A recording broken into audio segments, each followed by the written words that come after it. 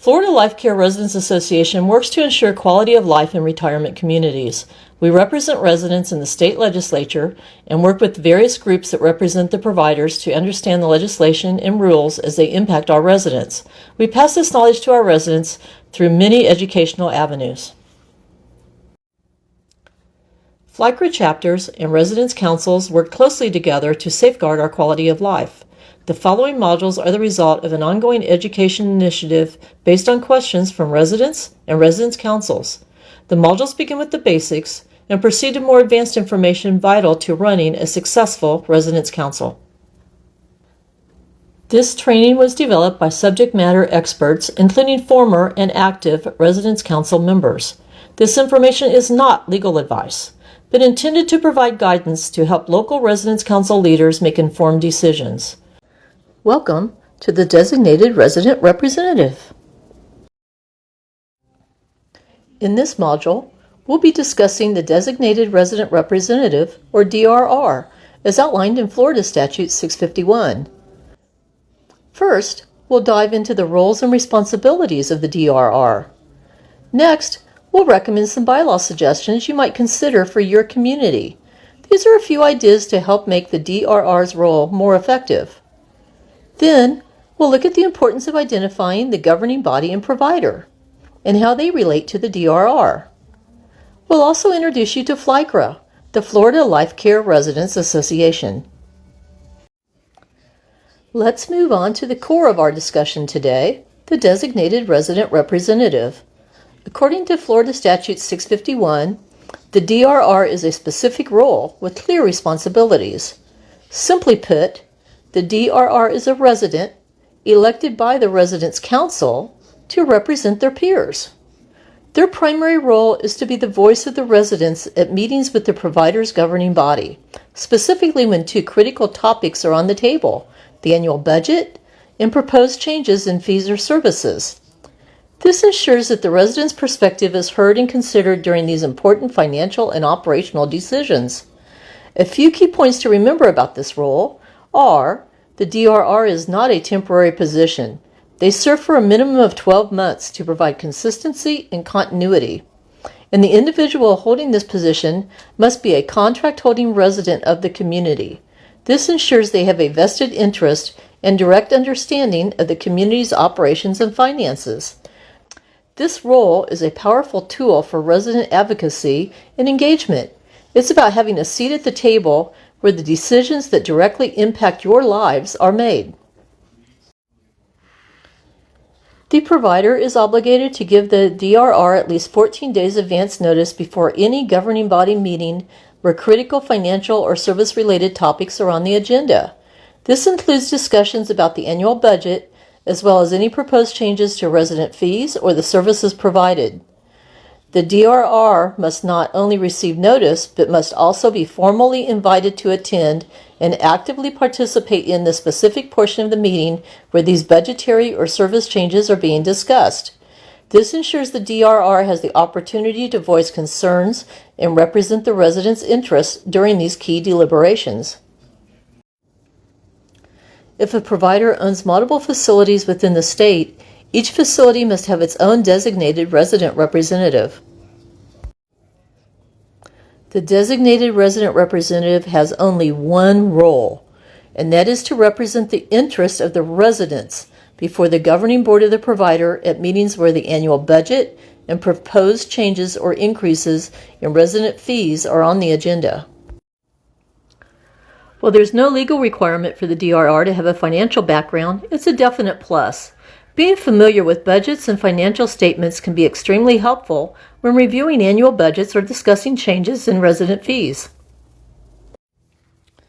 The DRR is responsible to the Residents' Council.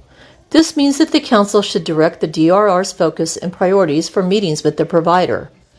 The DRR acts as the voice and representative of the residents, so the Council's agenda should reflect the residents' concerns. Before any meeting with the provider, it's crucial to prepare. This involves gathering information and compiling a list of questions that need to be addressed. For an even more effective meeting, consider arranging a pre-meeting with the provider representative.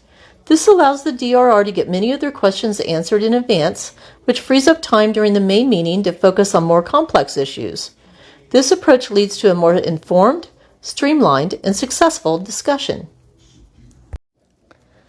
The DRR should expect to attend at least 1 or 2 official meetings throughout the year. However, it's important to be prepared for more frequent meetings if key issues arise, such as a major budget change or a change in services. After any official meeting with the provider, the DRR must provide both a written and verbal report to the Residence Council. The verbal report allows for direct discussion, while the written report creates a formal record of the meeting's topics, decisions, and next steps. Following this, the Residence Council is responsible for reporting back to all residents. This report should confirm that the DRR attended the meetings as required by Florida Statute 651, which ensures transparency and assures residents that their representative is actively working on their behalf. The Resident Council bylaws should clearly outline the process for nominating and electing a designated resident representative. Having this process explicitly stated in your bylaws prevents any confusion and ensures that the election is fair and transparent. Remember, the Residence Council elects the DRR. Consider outlining the ideal skills and experience for a candidate. These can either be part of the bylaws or a separate council policy. Think about what qualities would make an effective representative. Things like strong communication skills, an ability to read financial documents, or a passion for resident advocacy. Defining these traits will help guide the council in choosing the best person for the job. And consider adding a new clause to your bylaws that allows the council to appoint an alternate representative if the elected DRR can't finish their term. This is an important contingency plan. It ensures that if the elected representative has to leave the position for any reason, the council has a clear and immediate process to fill the role and maintain representation without interruption. Next, you need to define term limits in your bylaws. By law, the DRR must serve at least 12 months. Clearly state how long a DRR serves in the position and if there are any limits on how many terms they can serve. Consider aligning the DRR's term with your CCRC's fiscal year, as this ensures the representative is in place to review the budget from start to finish. You should also clarify that a DRR will continue to serve until a new one is officially elected. This prevents any gaps in representation. Finally, the Residence Council should have a formal way to notify the CCRC's administration in writing whenever a new DRR is elected. This ensures that the provider is aware of who the official representative is and directs all relevant communications to the correct individual, maintaining a clear and legally compliant line of communication. So who is the governing body? That's a hard question, but we'll try to clarify based on Florida Statute 651 and experience. First, it's important to note that the statute itself does not provide a specific definition for what a governing body is. However, the statute provides some references and context. It mentions that a member of the governing body can include a board member, a general partner, a principal owner, or a designated representative. The statute also uses the phrases board or governing body and board of directors interchangeably, which gives us a good idea of who we're talking about. For continuing care retirement communities that are tax-exempt organizations, you can find the members of the governing body listed on their IRS Form 990. But this may not be the body the DRR meets with, but the definition follows the language used in FS 651. Finally, and this is a crucial distinction, the governing body defined in the statute may not be the same group that the DRR meets with regularly. The DRR may typically meet with an administrator or a specific committee, but the legal requirement for notice and participation still refers to the larger governing body as defined by the language in FS 651.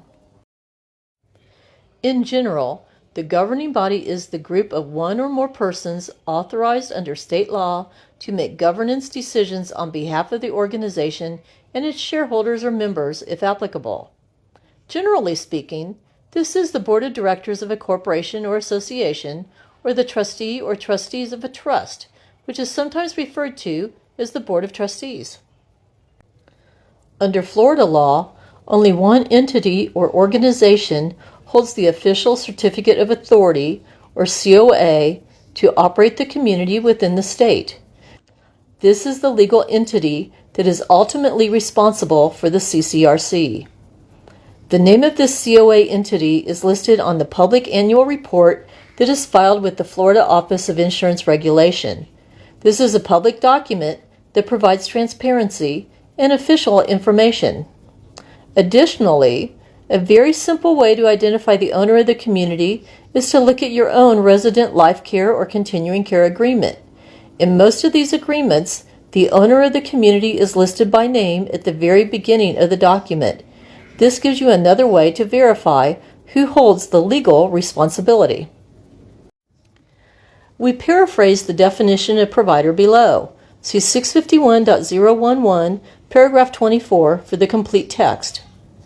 Provider means the owner or operator of a place, whether operated as for-profit or not-for-profit, in which the owner or operator provides continuing care or continuing care at home for a fee of any type for a period of care, which is payable in a lump sum in monthly maintenance charges, or in installments. If your CCRC has residents who are also voting members on the provider's board, it's very important for the Residents' Council to nominate and elect a designated resident representative who is not a voting member on the board, for that's a conflict of interest. The designated resident representative represents the resident's point of view. When a resident serves on the provider's board, they are legally considered a fiduciary of the provider organization. They may live in the community, but their primary legal duty is tied to their role as a board member. As a board member, they have a legal obligation to act in the best interests of the provider organization. This means that during a board meeting, their responsibility is to the financial health and stability of the provider, not to the individual interests of the residents. It's a critical distinction to understand.